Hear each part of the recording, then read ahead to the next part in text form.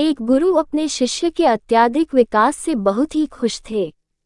उन्हें लगा कि अब शिष्य का मार्गदर्शन करने की कोई जरूरत नहीं है, इसलिए उस शिष्य को एक नदी किनारे बनी अपनी छोटी सी कुटिया में छोड़कर निकल पड़े।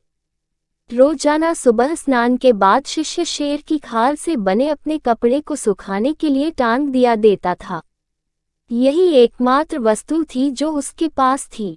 एक दिन चूहों ने उस शेर की खाल को कुतर डाला। ये देखकर शिष्य बहुत ही उदास हो गया। वस्त्र न होने के कारण वह दूसरे वस्त्र मांगने गांव वालों के पास पहुंचा। अगले ही दिन चूहों ने दूसरे वस्तु में भी छेद कर डाला।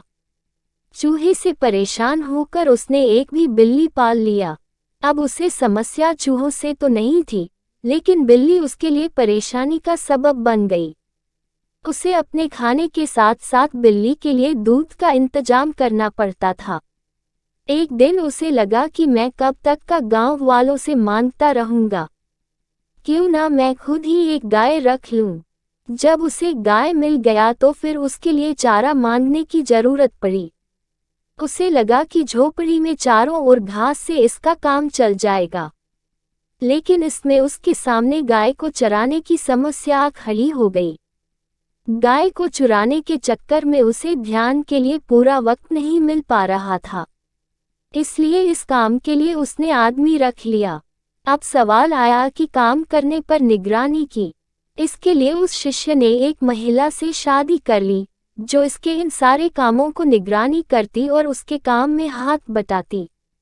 आगे चलकर ऐसा वक्त आया जब वह गांव का सबसे धनी व्यक्ति बन गया।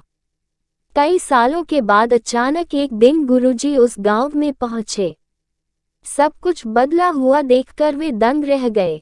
उन्होंने देखा कि जहां कभी कुटिया हुआ करती थी वहां आज एक आलीशान इमारत खड़ी है। उन्होंने एक नौकर से पूछा, क्या ये वही जगह नहीं है जहां कभी मेरा एक शिष्य रहा करता था?